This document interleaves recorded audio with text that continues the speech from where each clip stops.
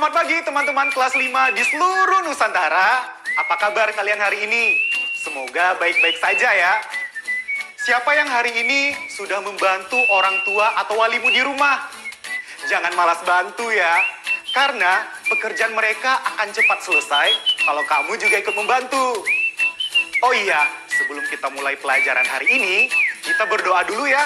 Semoga ilmu yang kita dapat nanti bisa bermanfaat.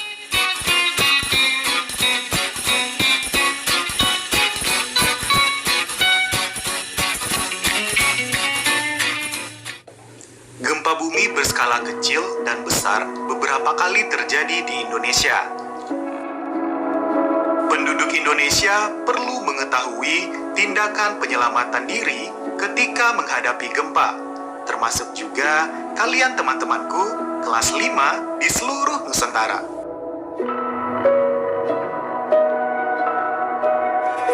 Ayo membaca. Mitigasi sebelum terjadi gempa. Pastikan bangunan rumah aman. Atur perabotan supaya tidak jatuh ketika gempa.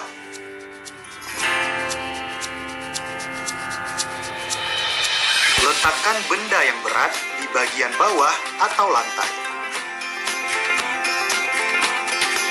Simpan bahan yang mudah terbakar di tempat aman atau yang tidak mudah pecah. Perhatikan tempat paling aman untuk berlindung saat gempa.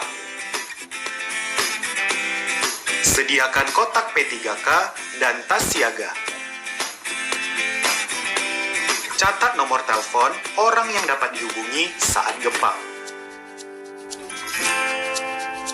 Mitigasi saat terjadi gempa. Berlindung di tempat yang paling aman. Lindungi tubuh dari reruntuhan bangunan dan perabot.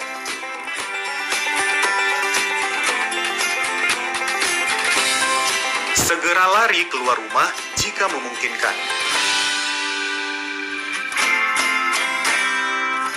Hindari tanah yang retak. Jauhi bangunan atau benda-benda lain yang mungkin roboh. Jika kamu sedang berada di dalam kendaraan, carilah tempat aman untuk menepi dan turun dari kendaraan.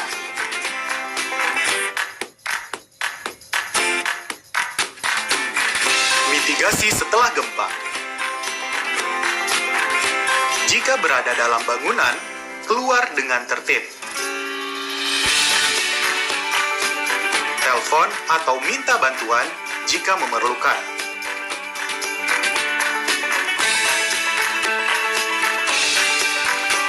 Matikan listrik. Jangan menyalakan api.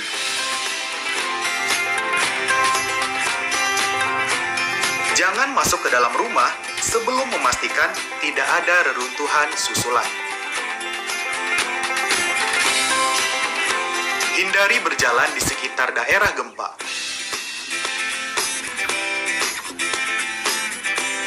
Dengarkan berita dari sumber yang jelas dan benar.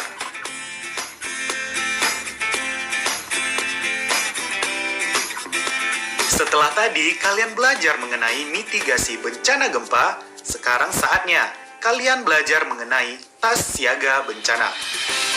Tas siaga bencana atau TSB adalah tas yang disiapkan anggota keluarga untuk bersiaga jika terjadi bencana atau kondisi darurat lain. Isi tas ini bisa bermacam-macam, antara lain dokumen penting, makanan ringan, air minum, obat-obatan, peluit, masker, uang, pakaian, perlengkapan mandi, dan radio. Mintalah orang tua atau walimu untuk menyiapkan tas siaga bencana agar keluargamu bisa lebih siap apabila terjadi bencana yang tidak diinginkan. Sekarang, jawablah pertanyaan berikut sesuai dengan apa yang baru saja kalian pelajari.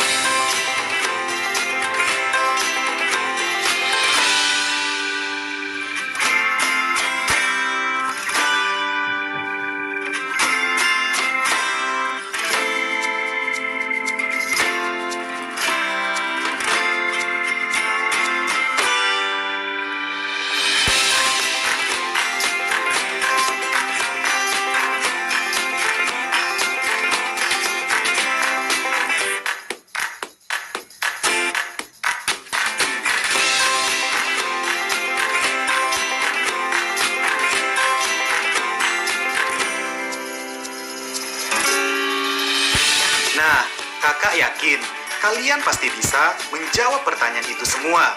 Coba tuliskan jawaban di buku kerja kalian ya.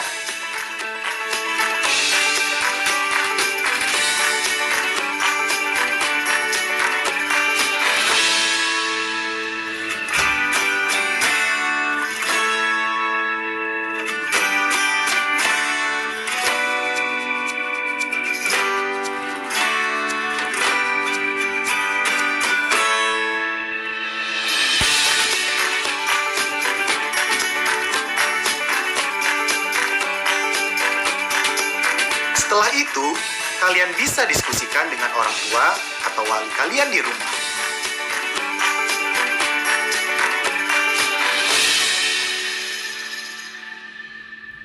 Ayo menulis.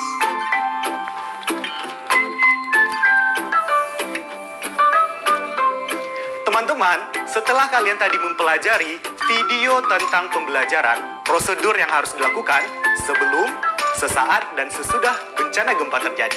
Sekarang, kalian buat teks prosedurnya seperti ini.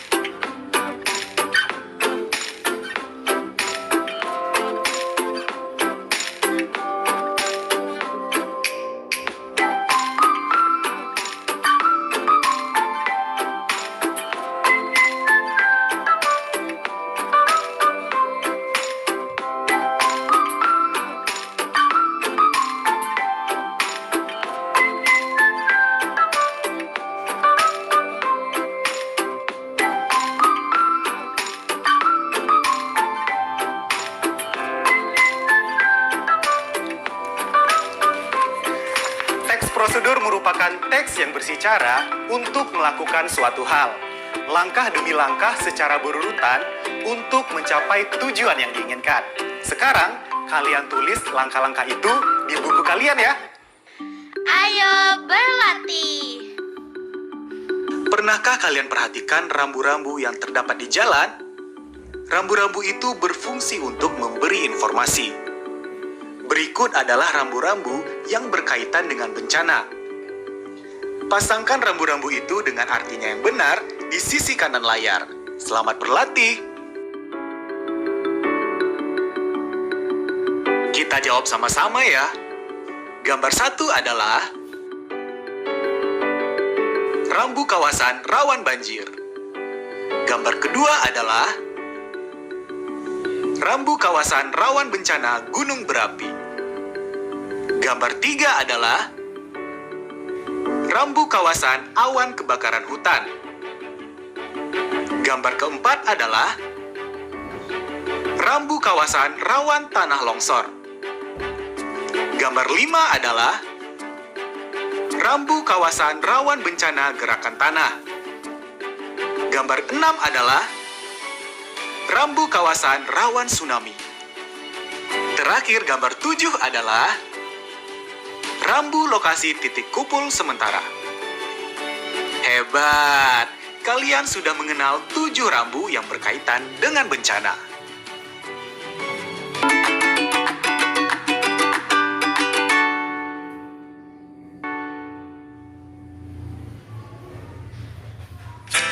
Ayo berhitung. Halo teman-teman, simak pertanyaan berikut ya. Hitunglah berapa lama waktu yang diperlukan untuk mengunduh file tersebut.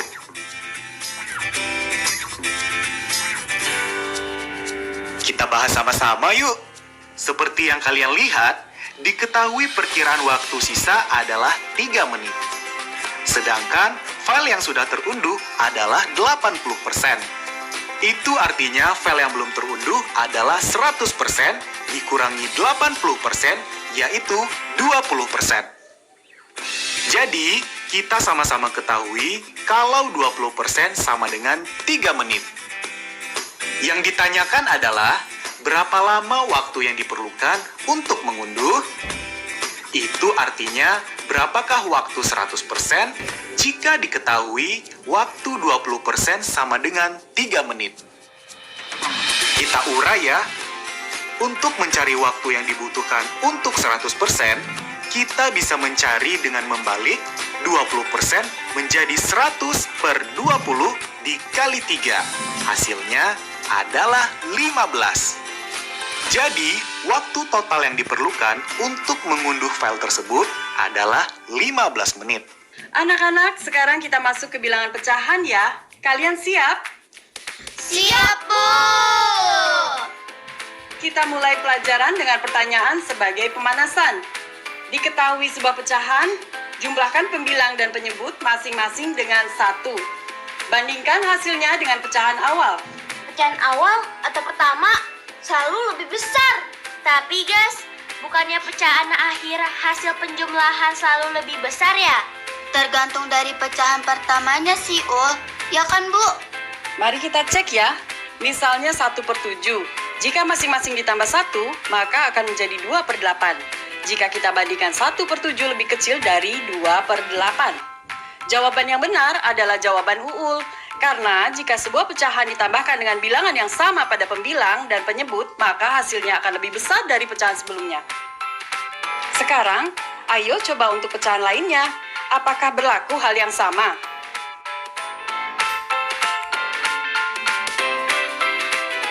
Ayo bantu sama.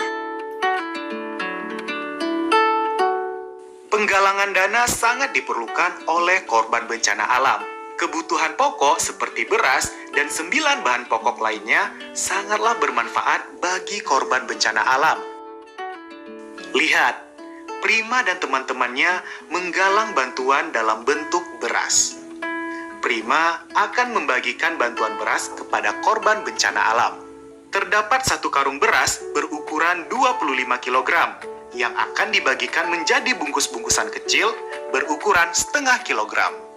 Berapa banyak bungkusan beras yang akan diperoleh? Sekarang kita bantu Prima menghitung ya. 1 karung beras berukuran 25 kg dibagikan menjadi bungkusan-bungkusan kecil berukuran setengah kilogram. Berapa banyak bungkusan beras yang diperoleh? Maka banyak bungkusan beras yang diperoleh bisa kita dapatkan dari jumlah beras dibagi ukuran bungkusan yang diinginkan. Artinya, 25 kg dibagi setengah kilogram. 25 kg kita jadikan 25/1 dibagi setengah. Pada dasarnya, pembagian adalah kebalikan dari perkalian. Pada pembagian pecahan, dapat kita jadikan perkalian dengan syarat pecahan sebelah kanan mengalami pembalikan posisi pembilang dengan penyebut. Berarti, 25/1 dibagi 1/2 menjadi 25/1 dikalikan 2/1 sama dengan 50. Jadi, banyak bungkusan beras yang diperoleh adalah 50 bungkus. Pertanyaan selanjutnya. Selain itu, terdapat karung beras berukuran 50 kg. Ada berapa banyak bungkusan beras yang diperoleh? Sama seperti di atas, jumlah bungkusan beras yang diperoleh bisa kita dapatkan dari jumlah beras dibagi dengan jumlah bungkusan. Berarti, 50 kg dibagi setengah. 50 bisa dijadikan 50/1. Berarti, 50/1 dibagi setengah menjadi 50/1 dikalikan 2/1 sama dengan 100. Berarti, banyak bungkusan beras yang diperoleh adalah 100 bungkus. Pertanyaan selanjutnya. Lalu, terdapat tambahan 5/2 kg yang akan dibagi menjadi bungkusan kecil berukuran setengah kilogram. Berapa banyak tambahan bungkusan beras yang diperoleh? Hal ini berarti 5/2 dibagi setengah. Menjadi 5/2 dikalikan 2/1 sama dengan 5. Berarti banyak tambahan bungkusan beras yang diperoleh adalah 5 bungkus. Pertanyaan selanjutnya. Sekarang, setiap bungkus beras akan diikat dengan tali sepanjang 1/8 meter. Jika tersedia tali sepanjang 3/8 meter, berapakah potongan tali yang dapat dibuat?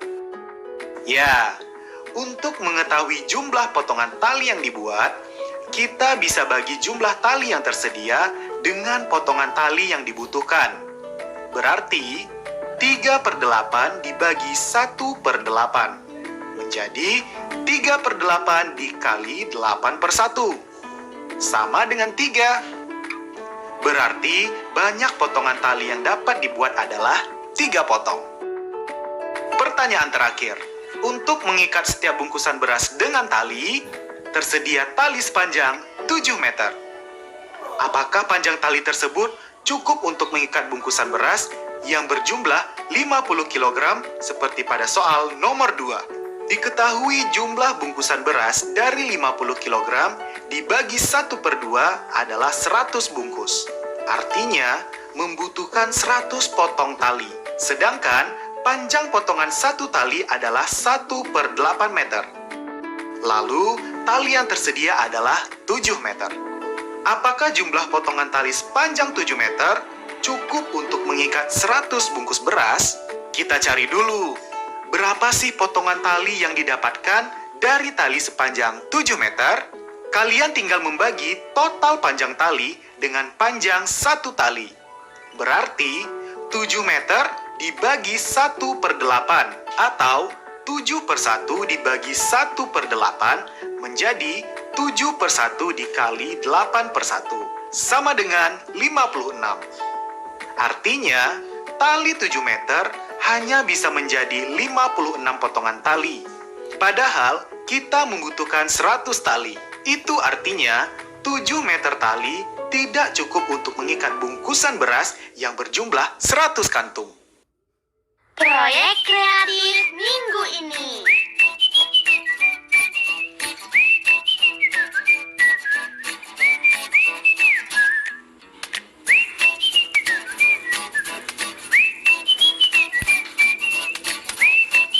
Masih ingat nggak proyek kreatif kita minggu ini? Ya, membuat buku saku mitigasi bencana bersama keluarga. Setelah kemarin kalian mengumpulkan semua data yang diperlukan, saatnya kalian lanjut ke tahap selanjutnya. Rancangan buku saku. Kita akan wujudkan sebagai sebuah buku saku mitigasi bencana yang sebenarnya. Yang pertama, gunting kertas sesuai ukuran dan sesuai jumlah halaman buku saku yang kamu inginkan.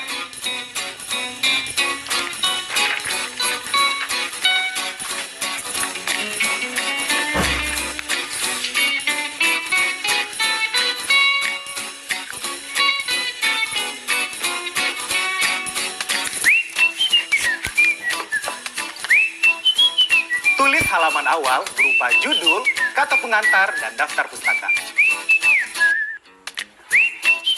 Lalu, kita tulis deh teks isinya. Bagian ini berisi pendahuluan dan langkah-langkah yang perlu dilakukan sebelum, sesaat, dan sesudah bencana. Gimana? Mudah kan? Apabila kalian mengalami kesulitan, kalian bisa meminta bantuan orang tua atau walimu di rumah ya. Refleksi. Setelah tadi kita sudah membahas bersama-sama soal di Ayo Mencoba, sekarang saatnya kalian menjawab pertanyaan di layar sebagai refleksi pembelajaran hari ini. Selamat menghitung!